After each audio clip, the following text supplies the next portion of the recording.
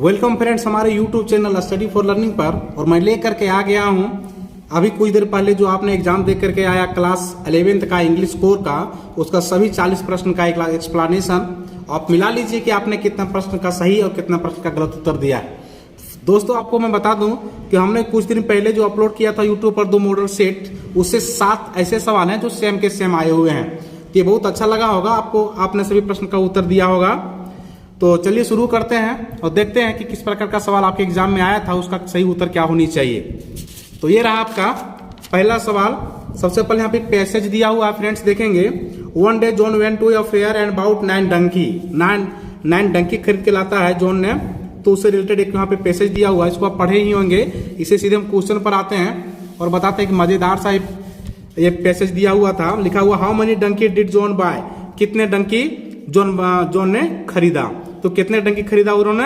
9 Dunki purchase किया। Okay, 9 Dunki उन्होंने खरीदा, तो आपका सही उत्तर हो जाएगा ऑप्शन 4 9। अगले प्रश्न की ओर बढ़ रहे हैं। लिखा हुआ है where from did John buy the donkey, कहां से जॉन ने डंकी को परचेज किया, कहां से खरीदा। तो सही उत्तर हो जाएगा आपका फेयर। ओके फ्रेंड्स, अगला क्वेश्चन की ओर बढ़ रहे हैं। लिखा हुआ how many donkey did John count when he was sitting on his donkey. Donkey के ऊपर बैठ करके जॉन ने जब काउंट करता है तो उसे कितने डंकी पता चलता है, तो कितना 8 डंकी, क्योंकि ये अगले 9वें डंकी पर वो खुद से बैठा हुआ था। ओके फ्रेंड्स, आगे who did John see, John ने क्या देखा, तो जॉन ने मूसा देखा। Okay, Musa was his friend, Musa एक उसका दोस्त था, उसे उसने देखा। What did he ask to him, उसने मूसा से क्या कहा। Ask to him, what did he ask to him, उसने मूसा से क्या कहा। तो इसका हो जाएगा उत्तर he ask him to play with him, no. He help him in dragging the donkeys, no. To help him to count the donkey, उसने उसे कहा कि बताओ गिन के कि हमारे पास कुल कितने डंकी है, जबकि मैं काउंट कर रहा हूं तो 8 डंकी ही मिल रहा है, जबकि 9वें पर वो खुद बैठा था और उसे काउंट नहीं कर रहा था। तो बहुत मजेदार सा पैसेज था फ्रेंड्स। आगे according to Musa who is the 10th donkey, Musa के अनुसार 10वां डंकी कौन था, तो 10वां डंकी हो गया जॉन। ओके, चलिए ये सभी सवाल था। अगले प्रश्न की ओर बढ़ रहे हैं। अब आपका यहां से ग्रामर से शुरू हो जाता है क्वेश्चन, ठीक है। लिखा हुआ Sunidhi dash get a new dress if she clears the entrance test. Entrance test अगर वो क्लियर करती है, मतलब पास करती है, तो सुनिधि क्या करेगी, एक नया सा ड्रेस खरीदेगी। विल हो जाएगा यहाँ पे। Okay, next question dash you close the door please, तो would you close the door please, ऐसे जगह पर हम लोग यूड का प्रयोग करते हैं। ओके, ये मॉडल था। आगे एक सवाल my brother dash at the concert tomorrow, तो my brother will be perform at the concert tomorrow. Concert क्या होता है, संगीत समारोह। मेरा भाई कल संगीत समारोह में परफॉर्म करेगा। ओके, अगला प्रश्न की ओर बढ़ रहे हैं। Mother dash T every morning, every morning के बारे में बात की जा रही है ना, तो वो सिंपल प्रेजेंट में चला जाएगा। दैट मीन्स मदर्स के साथ हो जाएगा drinks.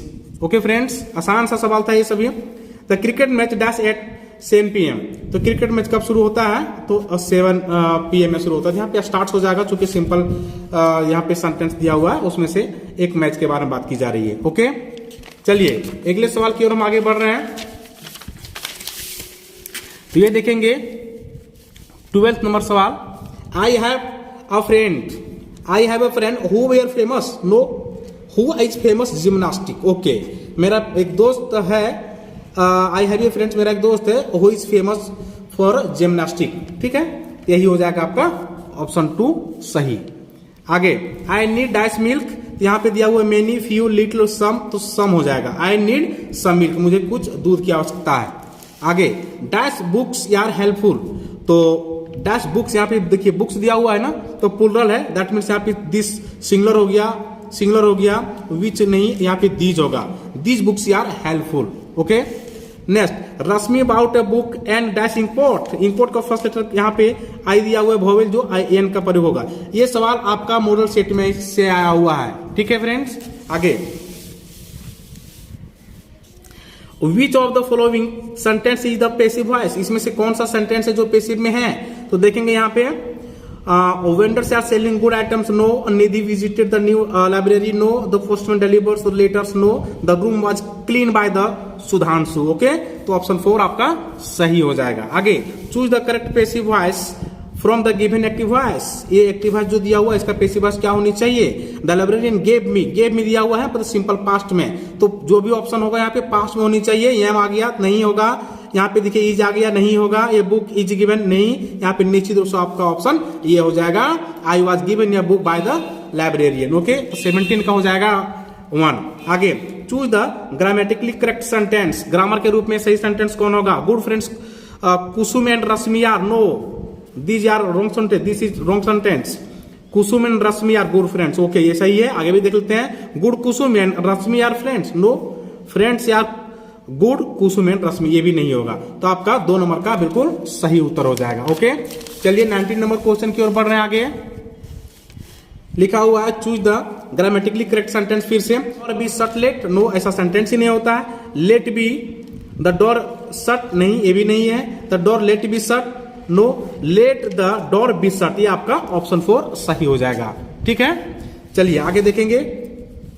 Choose the grammatically correct sentence for the given jumble word. यहाँ पे जंबल वर्ड दिया हुआ, इसको सेंटेंस सुधार के लिखना है। तो देखेंगे हम लोग कहां से क्या होगा। लिखा हुआ physical exercise for essential is health good, तो लिखा हो जाएगा physical exercise is essential for good health. आपका 2 नंबर का आपका बिल्कुल सही उत्तर हो जाएगा। ओके फ्रेंड्स, चलिए आगे देखते हैं।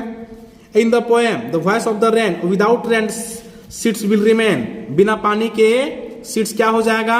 हिडन एंड अनबॉर्न हो जाएगा। हिडन एंड अनबॉर्न, वो छुपा हुआ रह जाएगा और वो अंकुरित नहीं होगा। ठीक है, तो आपका ये 2 नंबर का आपका सही उत्तर हो जाएगा। ओके फ्रेंड्स, नेक्स्ट है who did appear like the winter landscape in the mountains. तो इसका उत्तर हो जाएगा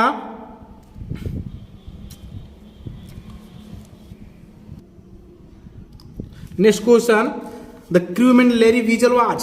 क्रूमैन लैरी वीजल कहां से था?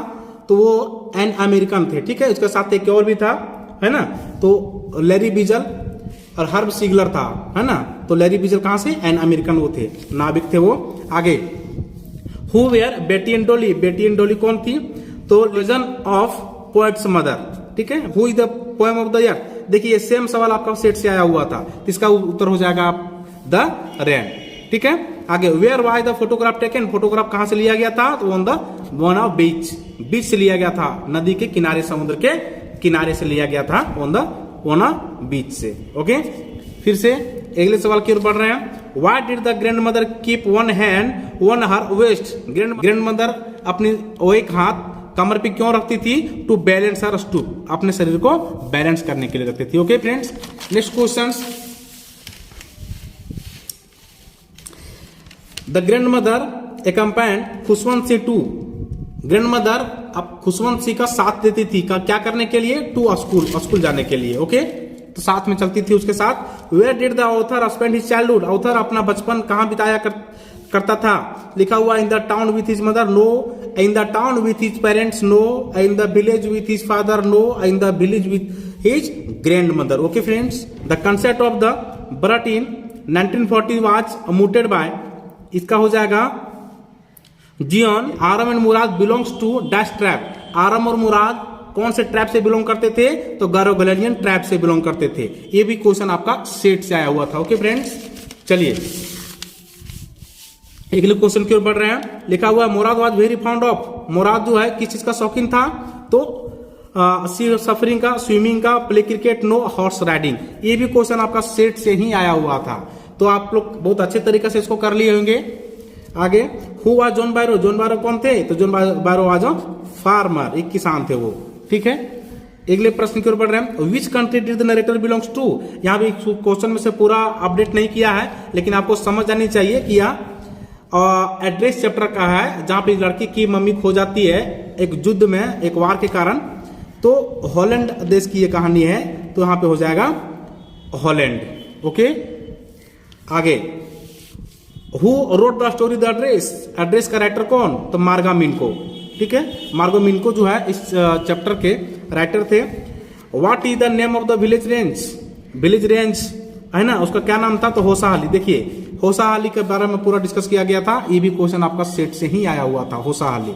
ओके फ्रेंड्स, नेक्स्ट क्वेश्चन लिखा हुआ हु वाज श्यामा, श्यामा कौन थे? बिल्कुल अच्छा सवाल है, लेकिन इसका ऑप्शन में देखेंगे लिखा हुआ है सी नहीं, तो श्यामा तो ये मेल है, उसके बारे में सी का प्रयोग किया गया है, तो दैट मीन्स ये थोड़ा मिस्टेक है।